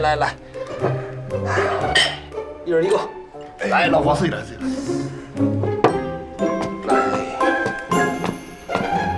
吃啊！干嘛呢？你又干什么？哎呀，光顾着说话了啊！敬小欧的酒，咱还没喝呢。来，我敬你一杯。不行啊，咱走2个。来，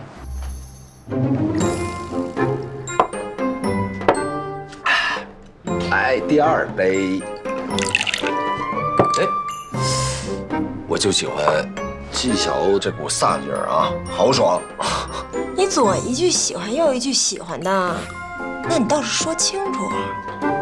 喜欢就是喜欢啊，异性间没有喜欢啊。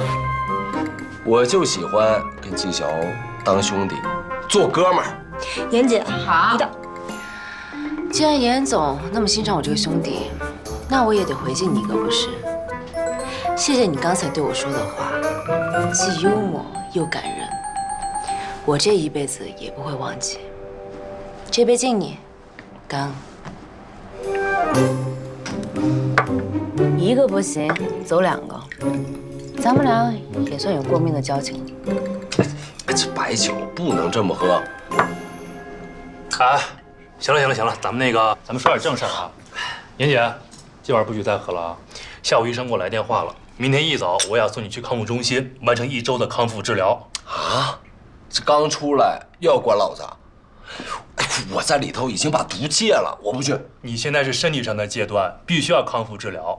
一来呢是避免复吸，二来要从心理上彻底戒断。无论从心理上还是身体上，我都已经戒了，你就不用操心了。是你说的对，还是医生说的对？是老程说的对。你好好关他1周，这可是大事儿，严姐，你一定要去。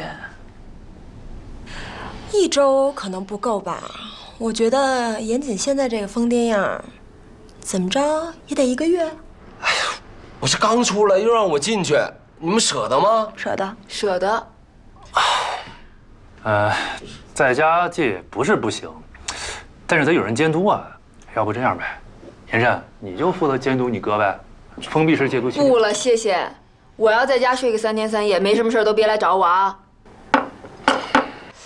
我看要不让小欧监督吧。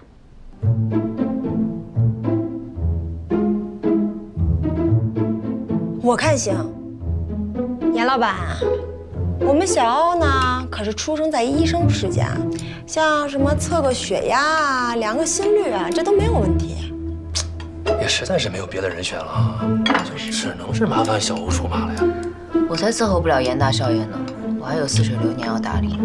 哎呦，似水流年交给我呀，我在休假呢，看个几天没问题。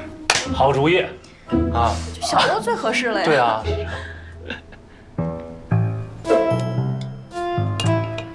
好吧，我来监督你呀，似水流年就交给你了。没问题，包在我身上。小欧，严谨就拜托给你了，这7天一定要寸步不离，保证完成任务。这下你就放心了。哎呦，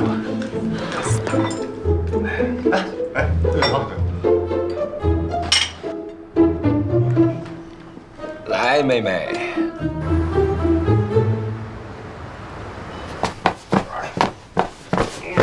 瞅你喝的，你今晚干嘛那么对人纪晓啊？我都替你臊得慌。这个效果那就对了，我必须得让他难受、失落，对我痛恨无比。为什么呀？为的就是回头我给他一个大惊喜，这叫欲扬先抑，你懂不懂？你可真是用心良苦啊！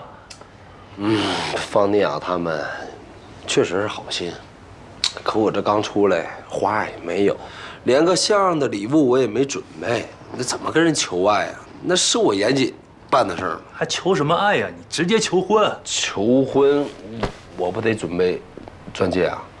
啊，我人生中唯一一个求婚钻戒，那必须得完美。你就不怕人纪晓欧真急了，回头你连求婚的机会都没了？可能吗？那纪晓欧对我什么情感，你又不是不清楚啊。之前那个大风大浪都熬过来了，我就这么一个小小的恶作剧，他就接受不了了？怎么可能？你们太小瞧这个丫头了，她呀，那就是一瓶烈酒。那你这一星期岂不是要遭殃了？怎么可能啊？我这刚出来，那纪晓欧心疼我还来不及呢，还对我下狠手，瞧着。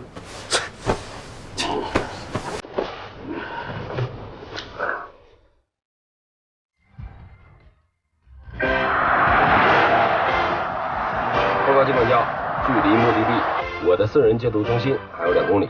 严姐，我可警告你，我是来帮你戒毒的，你最好少给我耍心。遵命。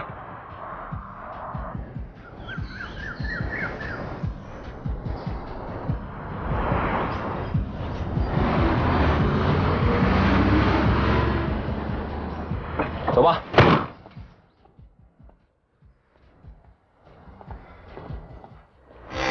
这栋怎么样？环境不错吧？当年我可是跋山涉水找了很多地方，都觉得不满意。最后就是站在这儿，看到远处这片风景，唉，我心一下就化了。你看这明湖多漂亮！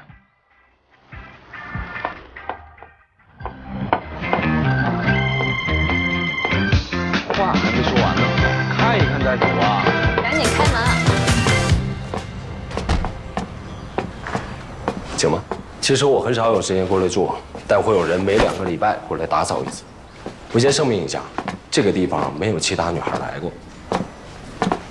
就严慎来过1回。房子这么大，这不是给我添麻烦吗？你躲起来我都找不到你。我不躲啊，我天天围着你，我还来不及呢。干嘛呢？手拿开。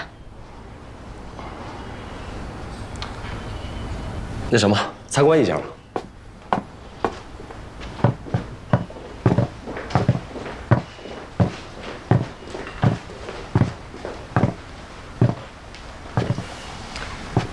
怎么样？装修风格还满意吗？哇，哎呦，这床垫真舒服。哎，你躺下试试。你想多了，我住你旁边那间。那你怎么监视我？白天我可以监视你，晚上不方便。但是有了这个，我可以随时看到你的画面。纪晓欧，你太丧心病狂了吧？还有没有人身自由啊？不过，就是喜欢被你控制。哎，这干嘛呀？这都录下来了，我有证据能告你耍流氓。好啊，你告啊！你请严生来给你当律师，我给你掏律师费。那你得对我负责。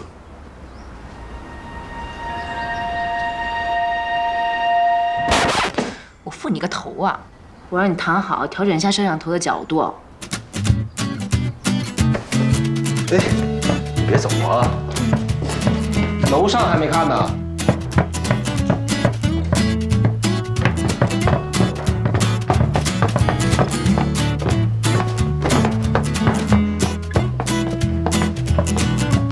小欧，给我拿个雪糕。哎，扔它干嘛？这个你不能吃。这该买的东西我已经在网上下过单了。这7天你必须从生理和心理上彻底戒断，你吃什么做什么都得我说了算。小欧，这是干嘛呀？你干嘛就干嘛。站过去。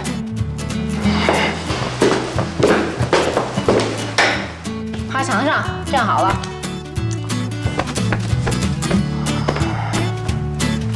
喂，这戒毒手机还怎么收啊？全封闭戒毒，听不懂全封闭的意思。转过身。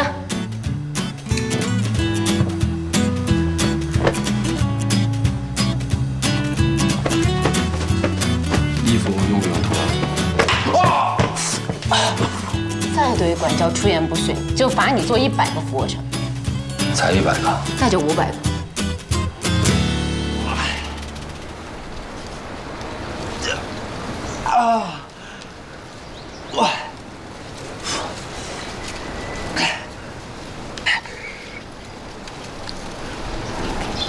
报告机管教，我要休息。这才哪儿到哪儿啊？刚刚谁说才100个？这会儿就虚弱了。哎呀，折腾一天了，我真饿了。乖，你把这100个做完，我就给你开饭。吃什么呀？哦，忘告诉你了，你这7天只能吃素，就是为了给你清理肠道，彻底把你这1年积攒的毒素和垃圾都排干净。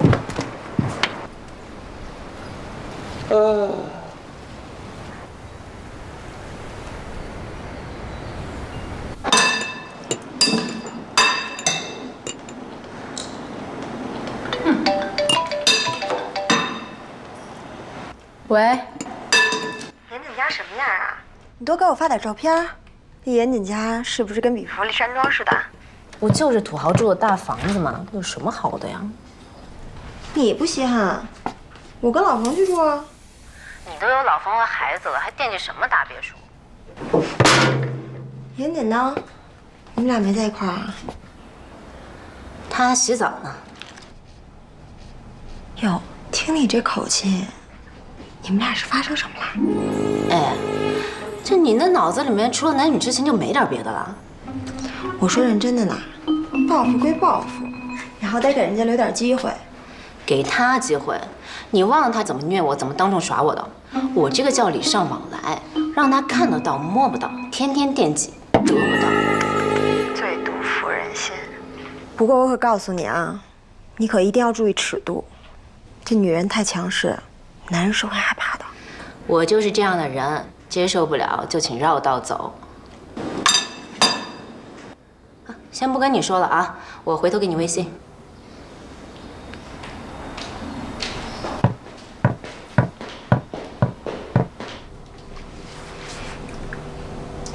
我看看，真棒！怎么还没洗啊？水都快凉了。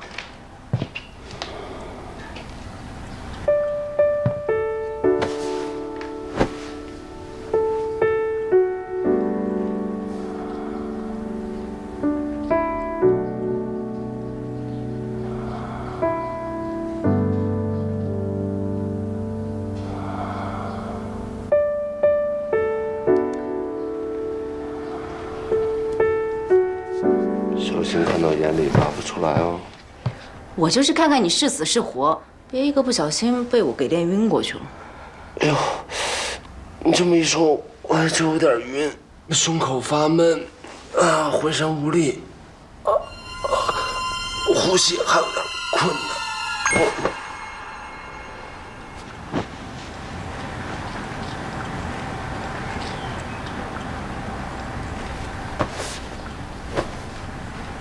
我倒要看看你能憋多久。机管家，你想摸就摸呗。我不是想摸你，我只是第一次看到你身上这些疤，有点好奇而已。他们啊，都是我的勋章。你要想听的话，我就一个一个的给你讲。但有个前提，你得陪我洗澡。那你就别洗，10分钟后楼下吃饭，迟到1分钟就收餐。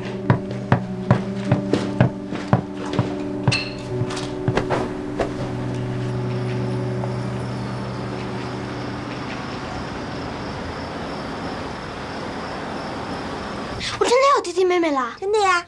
太好了，我们班好多同学都有弟弟妹妹了，我可算有个伴儿了。高兴吧？来，一人一杯牛奶，趁热喝了。爸爸，发育有了宝宝，我们是不是就可以一起去上海住了？啊，我之前答应乐乐带她去迪士尼乐园去玩，现在方阿姨怀孕了，她不能去了啊。没事啊，我也想去迪士尼，要不你请个假吧？你现在怀孕了，这头几个月非常关键，这不能长途跋涉。等生了，咱们一块儿去啊！赶紧喝了呀，啊！自己一会儿把睡衣换了啊！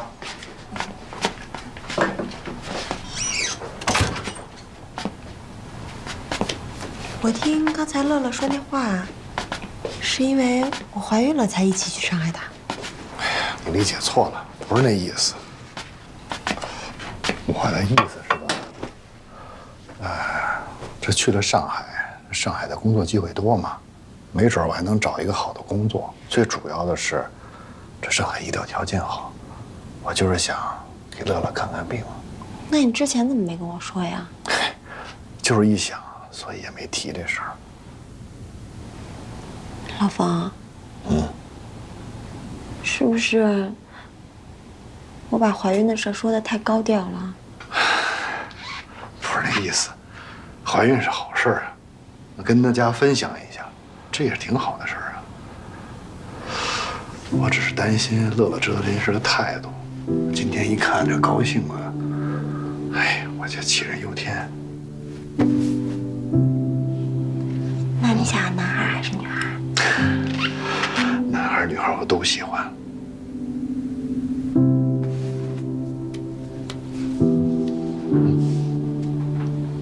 那我们什么时候结婚呀？你要是这样的，我呢，一直是想多攒点钱，再和你结婚。我就是怕你受委屈。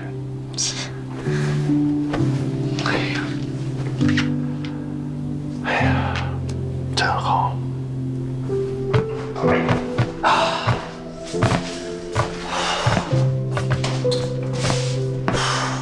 你早几点起床？饭也吃不饱，总得让我睡个饱觉吧。你安心睡个饱觉吧，我会叫你起床的。晚。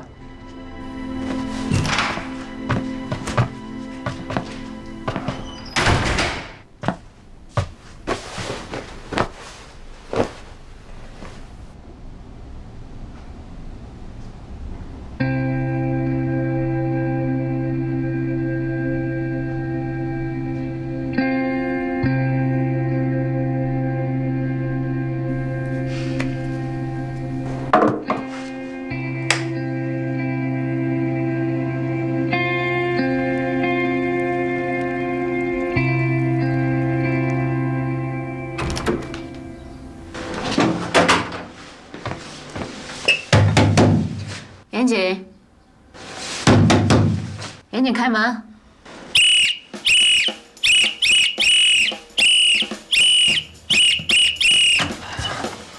严谨，起床了。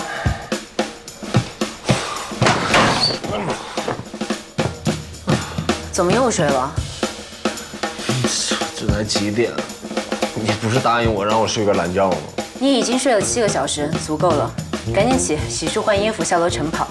老规矩，迟到1分钟，多罚1公里。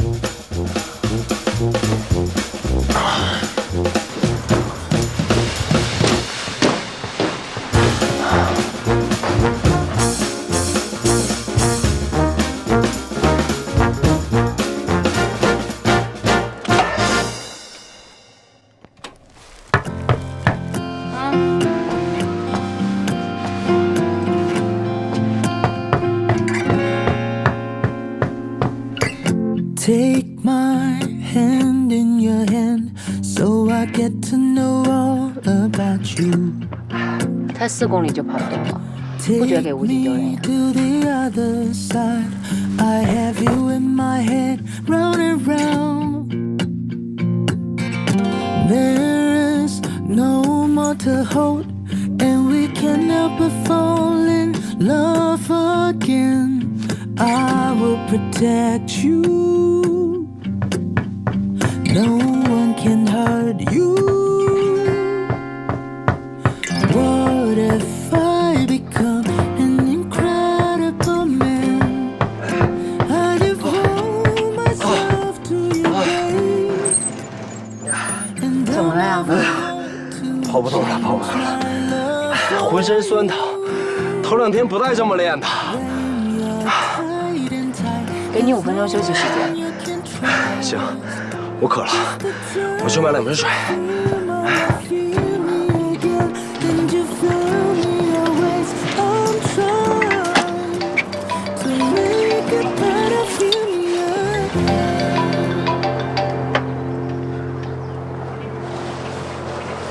喂，你和严谨在一起是不是？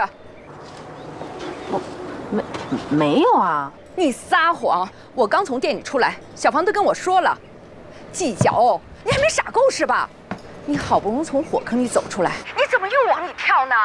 什么火坑呀？我听不懂你在说什么。就算他没杀人，他是缉毒英雄，你俩也不能在一起。他现在有毒瘾在身，你知不知道？妈，严谨吸毒是为了破案，是无可奈何。他之前在看守所已经很努力的在戒毒了，他已经快成功了。我做医生的，我知道这毒品的危害。就算他能戒掉，日后也有可能复吸。像他这样的例子，我见多了，后患无穷。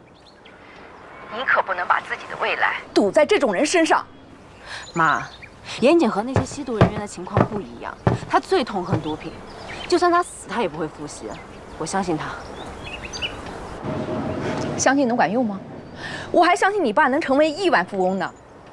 我还相信你在30岁之前能结婚生子呢。有用吗？小欧，你听妈劝，你一辈子长着呢，什么事儿都有可能发生。世上除了严谨之外，有的是好男人。你还是慢慢跟他断绝来往吧。妈，以前你误会严谨，发2句牢骚就算了，现在你明明知道我们俩的感情已经是不可能分开了，你说这些除了影响我们母女感情还有什么用？我和严谨现在只是普通朋友，我是以普通朋友的身份帮他康复治疗，他体检合格我就一定回家，我保证这期间我一定不会干任何出格的事儿，没什么事我就挂了。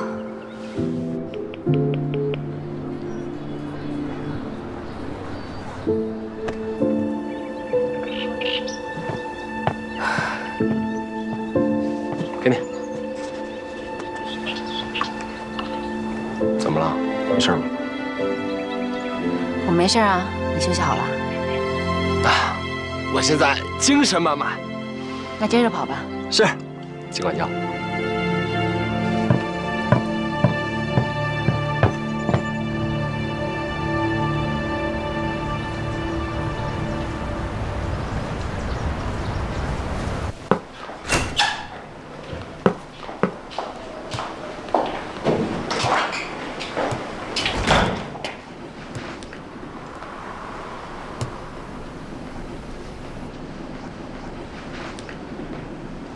该交代的我都交代清楚了，还有什么可问的？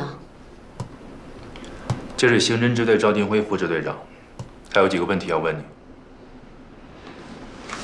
跨年夜的当晚，你是跟刘伟在一块儿吗？对，我跟刘伟，还有严谨、吴峰一起喝酒吃饭，结束之后就各自散了。还记得几点结束的吗9点多吧。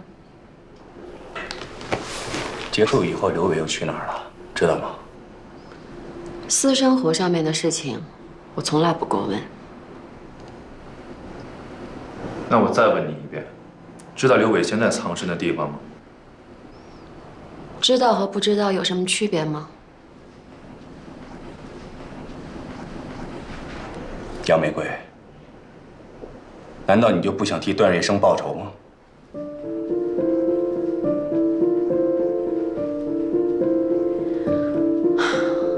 刘伟和段哥，我跟刘伟，我和严谨，我们已经各自偿还了因果报应，没有什么仇可报了。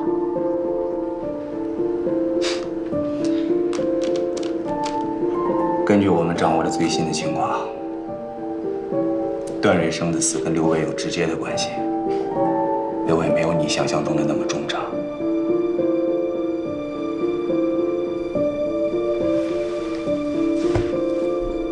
杨玫瑰，我劝你和我们积极配合，抓住刘伟，当年的事情就能真相大白。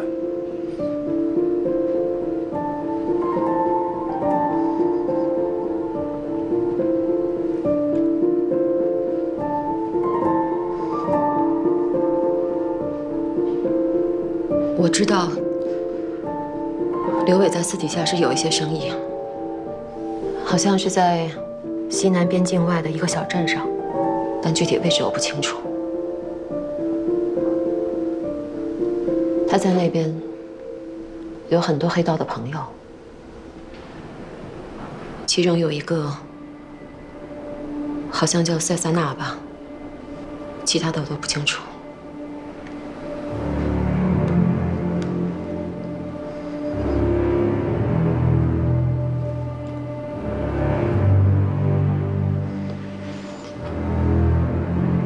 段哥的死